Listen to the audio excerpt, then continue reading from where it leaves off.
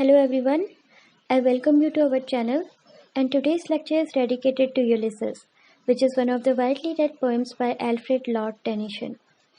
Friends, this poem can be read as an inspirational poem, and you can feel that each line of this poem conveys positive message and gives us strength to renew life to make it meaningful. Friends, Tennyson had been the poet laureate during the reign of Queen Victoria, and he is also known as the representative poet of the Victorian age. So, friends, Tennyson wrote this poem in 1833 and it got published in 1842. If we talk about the genre of this poem, it's a dramatic monologue written in blank verse. Friends, dramatic monologue is a poem wherein we have a single speaker and the entire poem is presented with his point of view. So, this verse form also reveals the opinions and psychological insights of the speaker.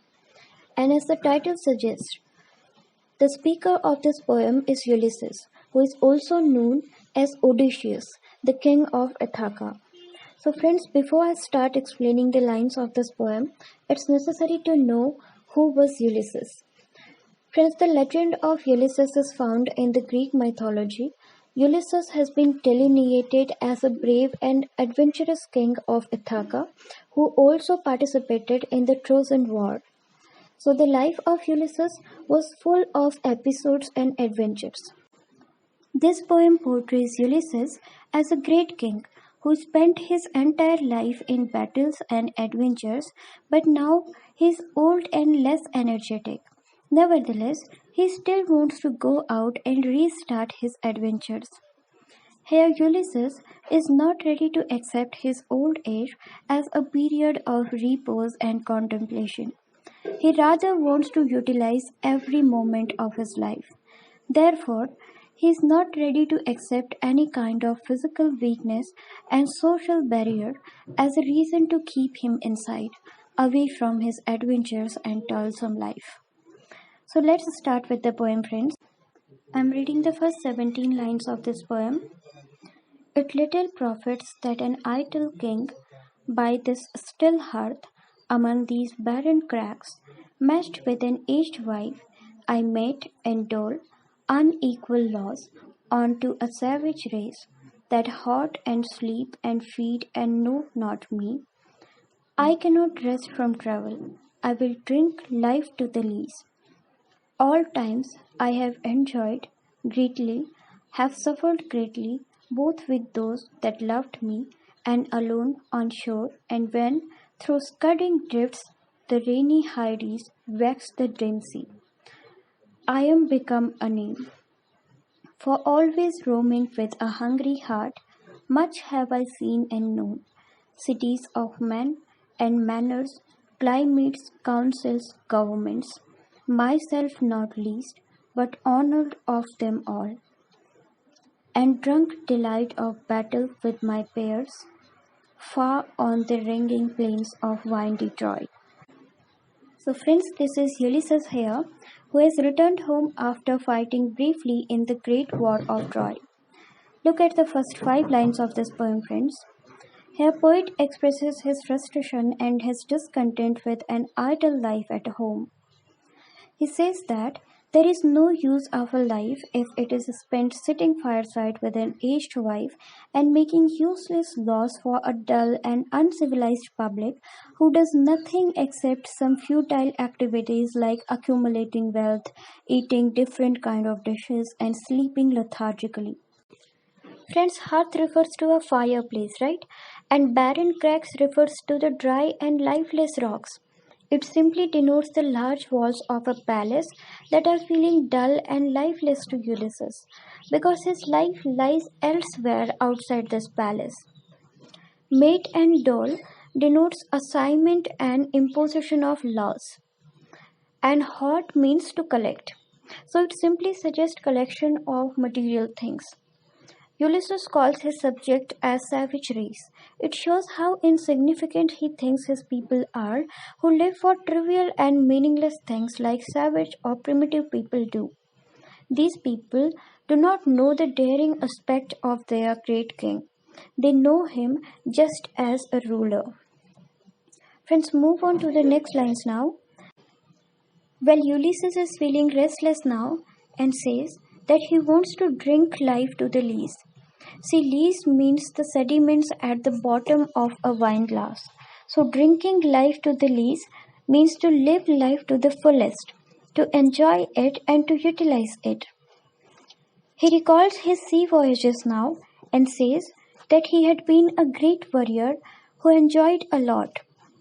Yet often he has suffered a lot during the adventurous episodes of his life, sometimes with the crew members of his boat and sometimes while he was alone on the seashores. Cutting drifts denotes the rainstorms that Ulysses came across at sea. Hyades are a group of stars which had been supposed to bring sea storms. Dim sea suggests the dim blue color of the sea.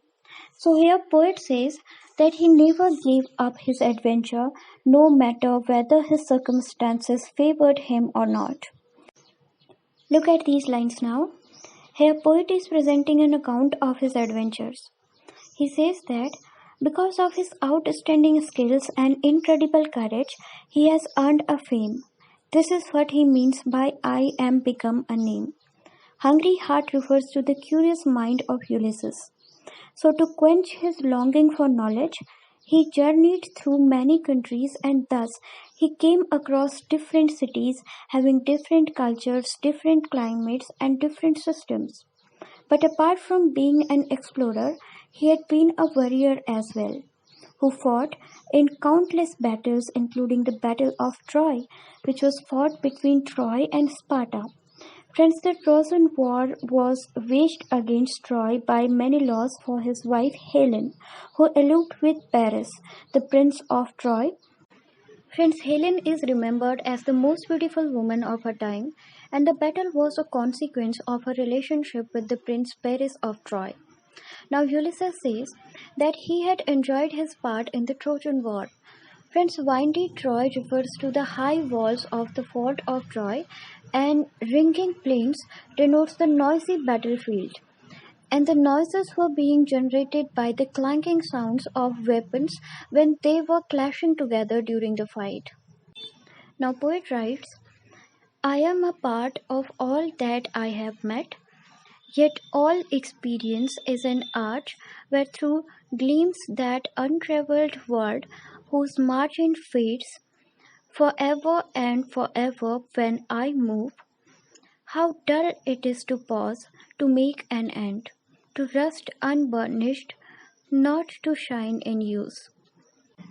Here Ulysses reveals him as a product of whatever he has gone through in his life. Here, he is projecting himself as a man of adventure because every episode of his life brought him a new adventure. But to him, every experience was like an arch. Friends, arch is like a curve at an entrance gate, or it's like an inverted U shape, right?